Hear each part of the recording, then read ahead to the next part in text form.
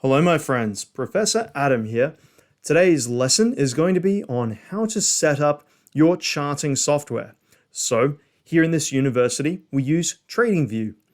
TradingView, you'll have the link provided to you in the lesson, and we're going to go through some basic things. We're going to go through chart setup, overview of the basic tools, setting watch lists, setting alerts, whether or not you need a free or a paid plan, and then some little tips and tricks on precisely what I do to increase the quality of my experience. So first things first, you'll probably want to have the chart set up so it looks as nice as possible.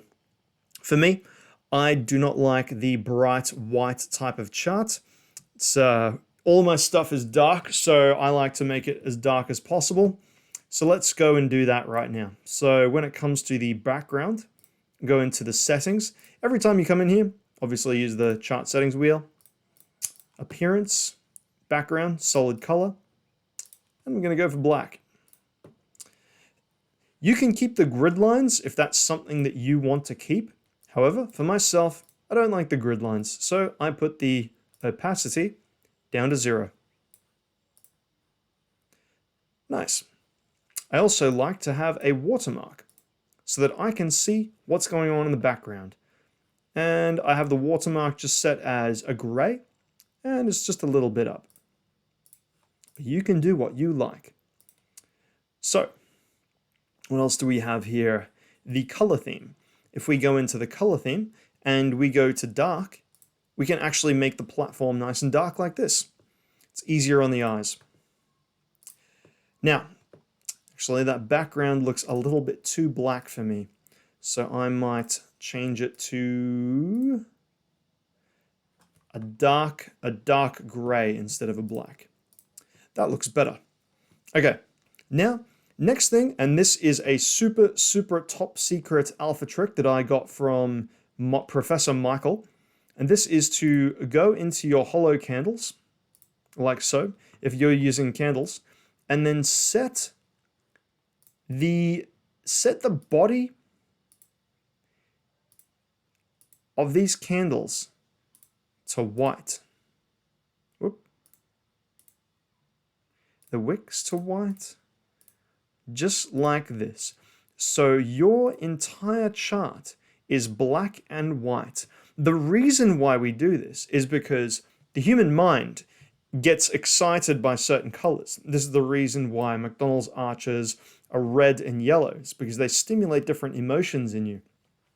When we change the chart colors to reflect a neutral palette, this is fantastic because it essentially turns that part, it helps in turning part of the brain off that's responsible for emotions. So this is great for us. Now you'll notice that whenever I'm moving around these charts, I can click and drag and I can go backwards and forwards. I can't go up and down if I click and drag. However, if I want to change the price scale, I can click and drag on the price scale and move that up and downwards like so. Now here's another trick. If I do all of this and I end up in a really bad position and I'm like, oh my God, I've messed this up and I don't know what I'm doing now, I've lost my way. Simply right click on the chart and go to Reset Chart and it will look beautiful again and it will have the automatic scaling going on upwards and downwards. It'll make it look all good for you. So if you need to zoom in on a specific location, you just scroll in, zoom in like so, and zoom all the way out. And it's just like that, easy as hell. Every time you get lost or every time you want to go back to the beginning again, reset chart, and that's beautiful. It just sends you straight back to the beginning again. Okay, so now that we have our price navigation handled, which is the zooming in on any part of the price, using the scale like so, the price scale like so to get an even closer look if we need to. Note how when I click and drag on the price scale, it suddenly disables the automatic scaling. So if you want to, say, start here and disable the automatic scaling, you just move it a little bit, like that, and it turns it off. Or if you want to turn it back on again, just reset and it just automatically does it for you. Okay, when it comes to looking at cryptocurrencies, you'll notice down here in the bottom right-hand corner, we have the toggle log scale. A log scale is short for logarithmic. You can see here on the right-hand side the prices go up linear in terms of numbers. So we have 800, it goes up consistently. You can see the gap between each of these numbers is consistent. It's like a couple of thousand each or whatever, okay? So it's an even number as they go up. Now, if we turn on log, what that does is that applies a mathematical function to the price scale, which means that the price scale is no longer linear. You'll notice that the gap between all of these prices are slightly changed. This makes it so the percentage moves between different prices have now been reflected equally on the price scale. It's complex mathematics. You don't need to know precisely how it works, but what it does is it enables you to get a better look at the price, like so. You notice if we turn the log off, it gets squished. If we turn the log on, it stretches it out nicely. Therefore, in the cryptocurrency world, we like to use logarithmic charts. Okay, so that's it for the moment, I think, for navigation. So we're going to keep log on, and now we're going to look at all the tools that we have at our disposal. So moving from the bottom up here, or top down would probably be better. So we have cursor. It's not really necessary. I like to use the cross. We have a whole bunch of drawing tools in here.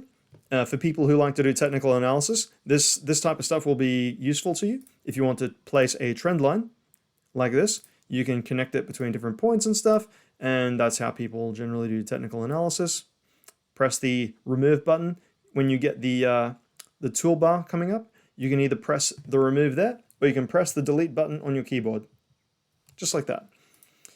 Now, I'm not going to take you through all the different tools. You can experiment with them in your own time. However, I would encourage you to become familiar with all of them, just so you know what they are. But don't spend too much time on them. You can go down an infinite rabbit hole and it'll keep you stuck there for the rest of your life and you'll never learn anything. So we also have some Fibonacci-based drawing tools in here for those who like to wear tinfoil hats and read tea leaves.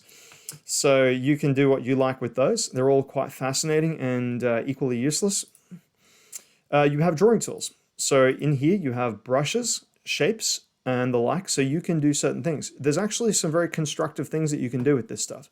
So drawing explains itself fairly well. That tool can be quite annoying to use, but you'll get the hang of it after a while.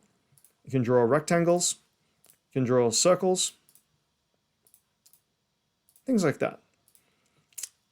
Triangles are probably one of the most useful ones, but that is not really a subject for today's talk because I could go on forever about them. Now notice this, I have a couple of shapes and I'm annoyed by them and I want to get rid of them. So down here in the bottom right hand corner, you'll notice that there is a remove objects button. This is a universal remove objects button. So you press on that and it removes all the shapes from your chart, just like so. And now the whole chart is nice and fresh again. Moving on, we have some text functions down here. We have some some things that you can put on your charts to make it look nice. Text posts are quite useful. You can place them on the chart and you can say whatever you like. And that will allow you to make certain notes on your chart. We'll return to that at the end of this presentation so that you have a better idea of what I use that for. Next you have cipher patterns. So these, and also the Elliott wave patterns. So these are analysis patterns that you can use for doing certain types of analysis, if that's something that floats your boat. A very specialized type of analysis, that is. You can look over these in your own time. Here you have positions.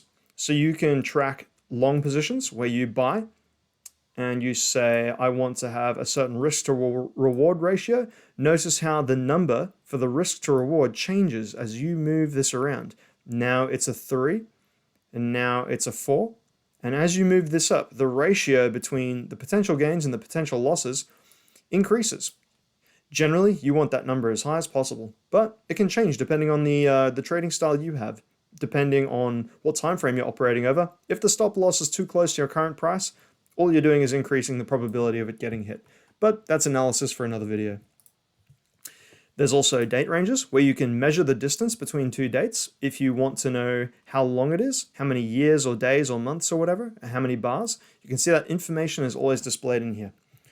You can also do this with price ranges from there to there. It's worthwhile noting that if you're on a computer, a PC, or a laptop, you can hold down the shift button and it will give you a time and price measurement like this that doesn't stick to the chart. So you can use that and move it around how you like. And then as soon as you move away from it, it just disappears. Nice and easy. Good for doing some quick measurements on different price scales. I like to use that function. So that's the holding down the shift and clicking the mouse button. Okay, what else do we have in here? Anything useful? Not really. Okay, and you have some symbols to put on your chart to make it look pretty. Those don't really do too much. The measure down here, that is the shift and click that I was just talking to you about. The zoom in, you can draw a little box, and sometimes it's more accurate than others, depending on where you zoom into.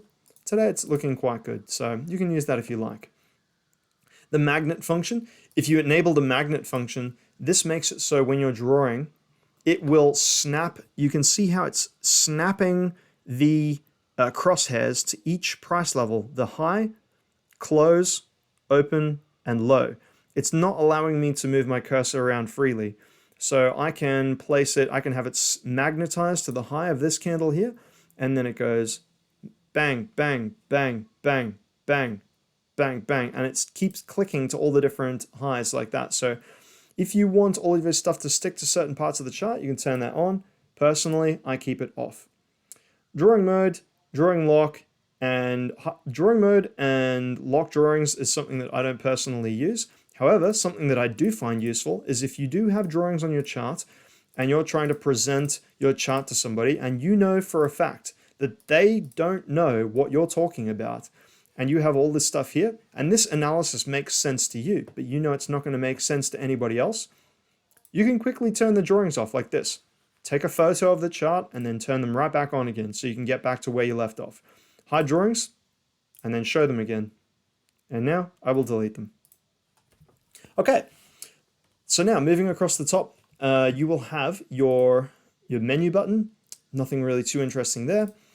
And up here is probably one of the most important sections. So the symbol search is actually the asset that you want to look at. Sorry, I'll just remove that pen mark. Actually, I will remove these things here. That's a buy and sell button for broker integration. Those are not needed. Buy and sell buttons off. Pretty important to do that. Okay, so when you click on the symbol search, it will actually give you this window here, and this gives you every single asset that you can look at on the entire platform. Everything that's ever been, any assets in the whole world, in the universe, can essentially be looked at here. It's not quite as good as a place like CoinGecko that has every single tiny small cap, but it's still pretty good. I'm talking like 99% of all the shit you ever want is going to be in here guaranteed. So if I wanted to look at Ethereum denominated in US dollars. So remember, Ethereum, ETH, you could spell the whole thing out, Ethereum, like that. You could spell the word, or you can just use the ticker symbol for Ethereum, which is ETH. And then US dollars for denominated in US dollars, or USDT for denominated in Tether. You'll learn all this stuff as you go along. So you can see here, now it's the Ethereum chart. Fantastic. The little plus button next to it is add or compare symbol. This enables you to compare it to things like BNB or Bitcoin. You'll notice that when you go into comparison mode, now all of these tickers start at the same price point on the very, very far left-hand side, so that they have, so that you're comparing the percent performance. You can see if we zoom out, that everything compared to BNB has historically performed at a higher rate than Ethereum or Bitcoin, and that's reflected on this comparison chart here. If you want to turn the comparisons off percentage and you just wanted to compare the correlation, you can go into here and you can go no scale, full screen, and you can go no scale on both of them.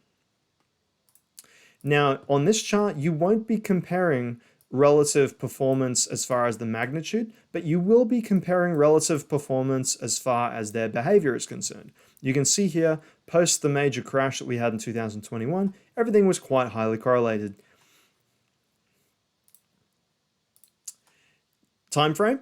So on this list here, you get to choose from all the different time frames that you want to look at. Generally, I would not recommend going into the seconds or minutes. You will get wrecked unless you're a professional scalper. Michael will teach you how to do that. And generally, most people cruise around on the 1 day chart, but you can go to 1 week. Remember, let's after we let this load, we will turn on the log chart again. Appears my platform has frozen.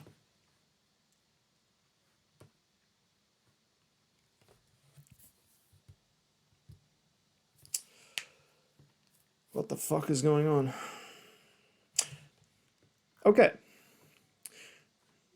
So you can see here on the weekly chart, we have a more zoomed out view. 2022, 2021, 2020. You can go, if you're on the Bitcoin chart, you can go all the way back to 2010 if you want to, if you use the right chart. You can also go onto the monthly chart. And you can see here, every single candle in this chart represents 1 month worth of time. And of course, you can go back down into daily. If you wanted to go into a smaller chart, you can then go into the hours if you want to, over short time frames. So that's where that is. Okay, so if you want to apply indicators to your chart, that will be in the next thing over here. We've already covered, actually no, the chart types, you've got different chart types here. Most of these are not really useful to know the difference between. They're just like whatever. You'll have hollow candles on 99% of the time. Down here, these are alternative charts. These are for more advanced users. Those are for people who are real technical analysts and they want to get like some weird research going on their charts. Personally, I don't know anybody that's ever made them work or they're very useful at all. So it is what it is. I don't recommend you use any of those. I don't really recommend you use any other ones of these. Hollow candles with this color scheme is the best. Okay, so moving on to indicators. You have a massive library of indicators to choose from. You can go into community scripts and there is literally an infinite amount of different indicators to choose from. You could spend your entire life looking at different indicators here and you would never ever run out of options to look at. So if you wanted to apply these to your profile and just do all types of weird analysis and make your chart look really cool, it's no big deal. You can just apply a whole bunch of random shit to your chart. However, whether or not that's actually useful or not is subject to debate. I would say that for the most part, most indicators are not useful. They're subject to your biases, but that's up for you to decide. If you ever find an indicator that you like, press the star next to its name to add it to your favorites, so you don't have to go looking and finding it at some sort of later date. You can look at the top and trending as well. Remember, in here, we have two different types. We have indicators and strategies. Strategies, as you can see denoted by the long-short symbol next to it, these are automated strategies that make decisions for you, that make trading decisions for you. So you can see here, whether or not it's actually accurate, it's probably not, but you can see that sometimes it tells you to sell at the right time, sometimes it tells you to buy at the wrong time, up and down. This is kind of more professional stuff, so if you go coding strategies, you can then learn how to long short, and do whatever it is. So we'll remove that and keep moving on because that's a whole discussion in of itself. There's the favorites there, and here you can save indicator templates. So for example, I have a correlation template. So I have all the different correlation measurements here on different time horizons. Because I don't want to go clicking into the indicators and continually retyping all the different indicators in here, I just make a template for that. So I put the indicators on the chart one time, I set all the different properties, I change the styles and whatever it is to suit my tastes, and then I go up here and I go save indicator template, and then I type in like Bitcoin correlation. Remember symbol, remember interval, and then hit save.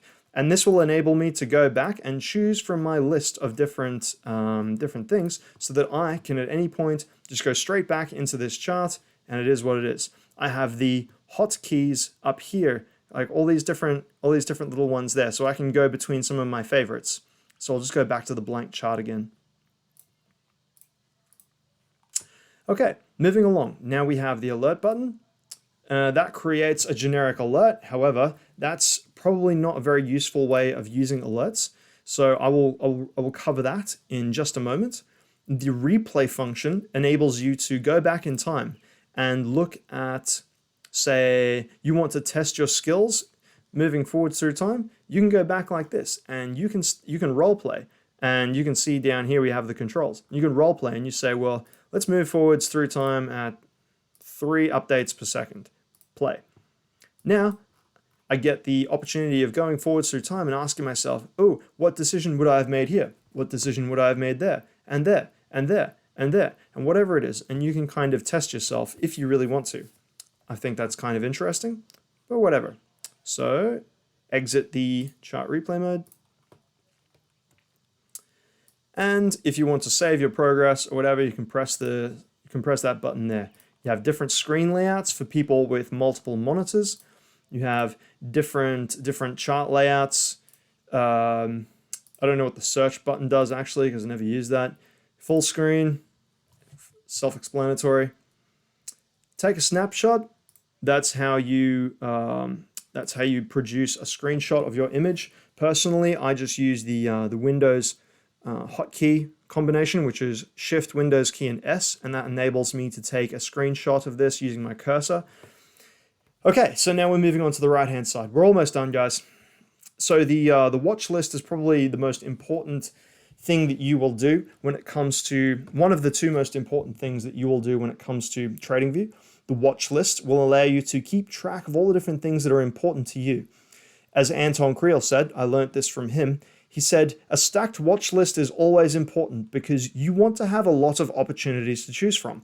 If you're just a beggar and you're just chilling there on just one chart, or you've got one asset and you're not looking at anything, then you're going to be struggling because you don't have a whole bunch of opportunities to look at or to choose from. So what you need to do is you need to be constantly adding symbols to your watch lists and create lots of different watch lists. See, I have a watch list for my traditional markets that contain the stock markets, all the different things in the traditional markets. I have a bond dashboard so I can look at interest rates in Australia and the United States.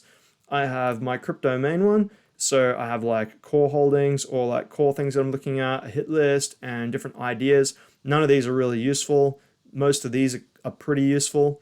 Then I have the shitcoins one, which I use as a broad measurement of altcoin market beta, but that's a complicated subject to cover. Index tracker, deleted symbols, it is what it is. There are some management tools in here. You can figure those out in your time.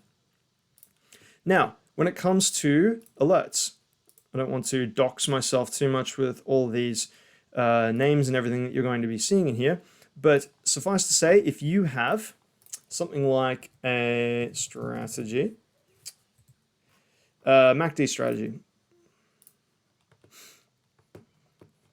and you wanted to know the next time this strategy went long, for example, or the next time it went short, okay? Because you can see here it goes long, short, long, short, long, short. It goes up and down, and you say to yourself, well, I wanted to tell me when the next time will be. You don't go up here and you press the alert button. You don't do that. You go here. And you'll notice the 3 dots when you press that, it goes add alert onto the strategy. You always want to take this type of alert. And you'll notice that it says condition. You can set a price condition on your chart, or you can set a condition on your strategy. So if you just select the strategy, it will know to send you a message if it goes long or it goes short and it changes direction. And you can call that MACD strategy on Bitcoin, because we're on the Bitcoin chart out here. So in the message as well, you can type in whatever you want in here. This is a test for the university. Great. And then I have notify on app, notify pop-up, send email. What else do I have? Play sound. I have that playing as loud as possible for as long as possible. send, email to SMS. I have everything set up because I don't want to miss this thing, right? So it's going to buzz and make all types of crazy noises when the indicator goes off. And I create that strategy, and it's going to run until the expiration date. So I want to run the expiration date as far out into the future as I can. I'll continually retrigger all the time. Here's what it is. Now, alternatively, if you wanted to set a price alert, which is just basically like, is the price going to go up or down? See, for example, if I was thinking the Bitcoin's going to come down like this. If I think that crypto is going to do that, and I am going long down here, I want to be able to walk away from this chart and know for sure that I'm going to get an alert down at this price point where I want to enter at. So you'll notice as well, there's a little plus symbol over here on the very far edge. That enables me, when I click it, to set an alert at that price level. Amazing. So you'll see it turns bright orange to tell me that it's ready to go. When the price goes down and it crosses below that, it's going to send me a notification. Again, alert name, whatever. You have different options here, crossing up, crossing down. Crossing is generally the one that I use because it goes in both directions. Most of these other ones are too complicated, and you're not going to need to know those. Okay, that covers alerts. And I will quickly remove that alert. Yep. Okay, so now we have, what have we done? So we've done pretty much everything. Okay, we're going to talk about the different types of plans that you need. So obviously, when you go to TradingView, you're going to see there's a lot of plans here. Some of them are quite expensive. So let's have a look at the benefits and everything. So when you are using the basic free plan, I believe it's free. Is basic free? Yeah, basic must be free. So basic, you will get ads on your charts and in your yes, that's something I didn't mention. News, right? Data window, hot list, calendar, ideas, public chat, private chat, ideas stream, streams, notifications, order panel, depth of market are all useless. Do not use them for any reason, okay? No reason. The only two things you need in this are the watch list and your alerts, and that's it, okay? Watch list, alerts. Don't get your brain poisoned and think that any of this other shit down here matters. The object tree, on the other hand, can be extremely important, especially if you're using a lot of charts. If you go onto a chart like crypto, let's have a look here. You will see in the object tree, oh Jesus Christ. You will see in the object tree, I've got a whole bunch of drawings here. So it'll allow me to see at a glance how many drawings I have on that chart. But you in general, never use that. Okay, free, paid. So on the free chart, you are going to have ads. It is what it is. It is what it is. So moving on. Charts per tab, 1. Number of saved charts layout. You can go through all of these and see the things that are important to you. You can see, obviously, you get more features the further on you go. I have Pro Plus, I believe. I find that quite useful for myself. Export chart data is really the thing that I need it for the most. What else do I use it for? It was these alerts. Having 100 alerts, I need all of I need a lot. I currently have between 19 and 25 different alerts set, I think, at any one time. So obviously 2 months is good. I set them all 2 months out into the future. If you're using the free plan, you've only got one alert. That's not really that good. That's going to stress you out a lot, I think. Data, yeah, the data doesn't really matter that much. A lot of this shit is just marketing. A lot of it you generally don't need.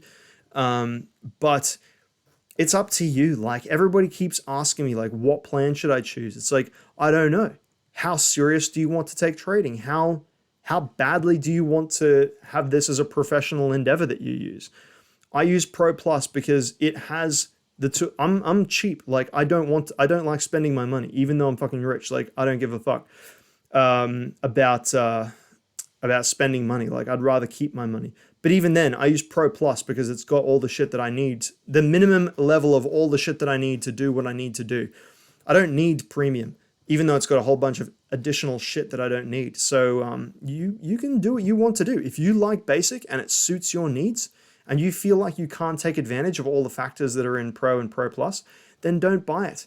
Nobody's got a gun to your head. However, this is the shit that you need. It really is the alerts, the indicators per chart. Like I sometimes set like 7 or 8 different indicators per chart just for random reasons. It's not really needed, but yeah. Okay, so moving on to the very last thing. The thing that you need to remember that's so important is documentation. Documentation. Everybody always talks in the fucking trading world about keeping a trading journal. That's bullshit. Nobody's keeping a fucking trading journal. Nobody gives a fuck. Nobody has that much time to keep a fucking trading journal. However, because you have text notes here on the chart, it only takes you 1 second to go, I thought the RSI was overbought. Some gay explanation that doesn't make any sense. And you place that over here with a fucking arrow.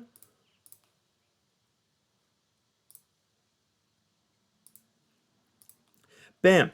Or you thought that it was overbought over here. Bam. Like that. That's good documentation because that will enable you to go back in the past and say to yourself, oh, okay, so that's why I made that decision there. And you can continually do this same type of thing. I thought the RSI was oversold. Go bam. Put this down here. And that way you'll know forwards through time as the price moves, you'll go, oh yeah, up, down, I made different decisions and this is why things didn't work or this is why things did work. In my alerts, when I do different alerts, I will write full descriptions in my alerts. I'll be like, I'll go down here and I'll be like, fund management decision or whatever it is. And I'll be like, there is a bullish bias on the higher time frame.